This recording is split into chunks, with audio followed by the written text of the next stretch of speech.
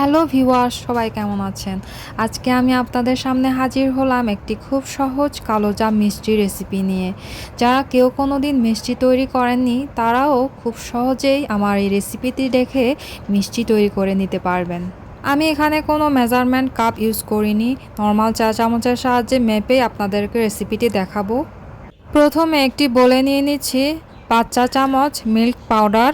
এটা অবশ্যই full cream milk powder হতে হবে। আমি এখানে দানো ব্র্যান্ডের ফুল ক্রিম মিল্ক পাউডার নিয়েছি। আপনারা অবশ্যই একটি ভালো ব্র্যান্ডের ফুল ক্রিম মিল্ক পাউডার নেওয়ার চেষ্টা করবেন। এখন ওই একই চা চামচে করে 5 চা চামচ দিচ্ছি ময়দা।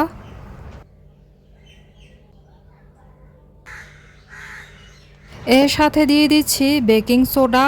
এটা কিন্তু বেকিং পাউডার নয়, এটা বেকিং সোডা। আপনারা অবশ্যই বেকিং সোডা দেবেন, বেকিং পাউডার কিন্তু না। এখানে অবশ্যই বেকিং সোডা নিতে হবে, তার কারণ আমি গুঁড়া দুধ এবং ময়দা সমান সমান পরিমাণে নিয়েছি।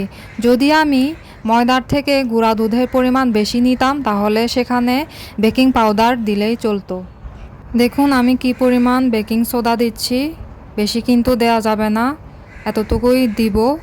বেশি দিলে মিষ্টিগুলো ফেটে যাবে। সবগুলো শুকনো উপকরণ খুব ভালোভাবে মিক্স করে নেব। এখন এর সাথে দিয়ে দিচ্ছি আগে থেকে গলিয়ে রাখা ঘি 1 চা চামচ। এখন ঘিয়ের সাথে শুকনো উপকরণগুলো খুব ভালোভাবে মিশিয়ে নেব। এখানে আমি খুব অল্প উপকরণ দিয়ে আপনাদেরকে দেখানোর চেষ্টা করেছি যাতে আপনাদের উপকরণগুলো অপচয় না হয়।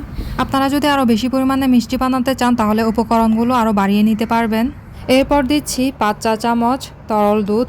এটা কিন্তু ফুল ফ্যাটযুক্ত তরল দুধ হতে হবে।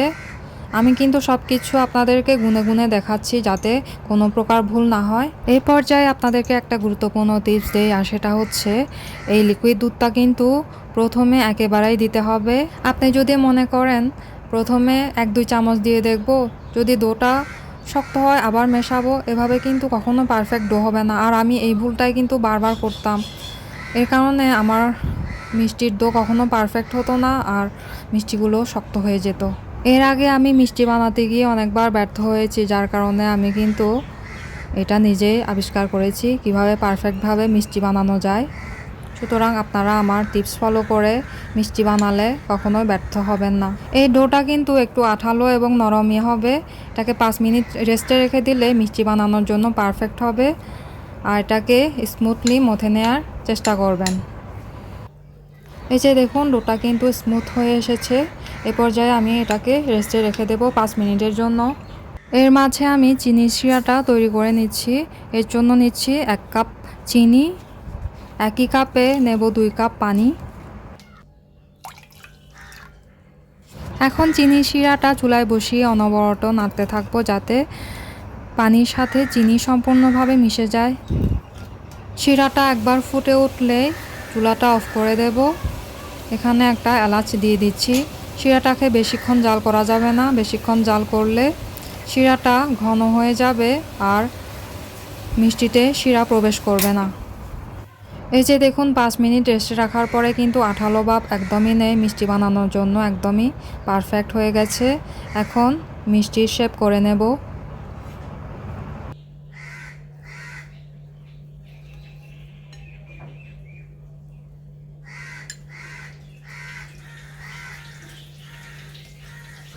মিষ্টিগুলোকে এমনভাবে শেপ করতে হবে যেন কোনো প্রকার ফাটল না থাকে।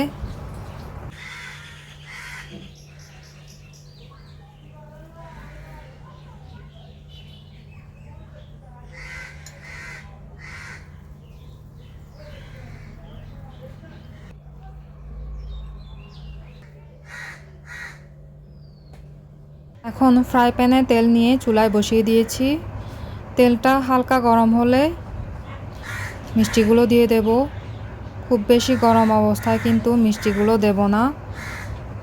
তেলটা খুব বেশি গরম অবস্থায় মিষ্টিগুলো দিলে মিষ্টির উপরেরটা পুড়ে যাবে আর ভেতরেরটা কাঁচা থেকে যাবে। তাই ঠান্ডা অবস্থাতে মিষ্টিগুলো দিয়ে দেব আর একদমই লো ফ্লেমে মিষ্টিগুলো ভাজতে হবে। এতে করে মিষ্টির ভাজাটা পারফেক্ট হবে।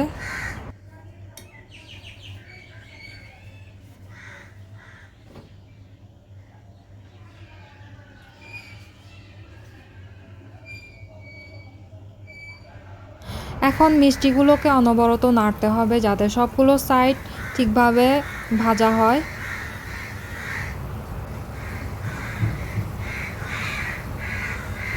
এখন মিষ্টিগুলোকে একটা বলে নিয়ে নেব এবং গরম গরম অবস্থায় শিরায় দিয়ে দেব। মিষ্টিগুলো ভাজার পর তেল থেকে উঠিয়ে সঙ্গে সঙ্গে শিরায় দিতে হবে, কারণ মিষ্টি ঠান্ডা হয়ে গেলে মিষ্টির ভেতরে শিরা প্রবেশ করবে না।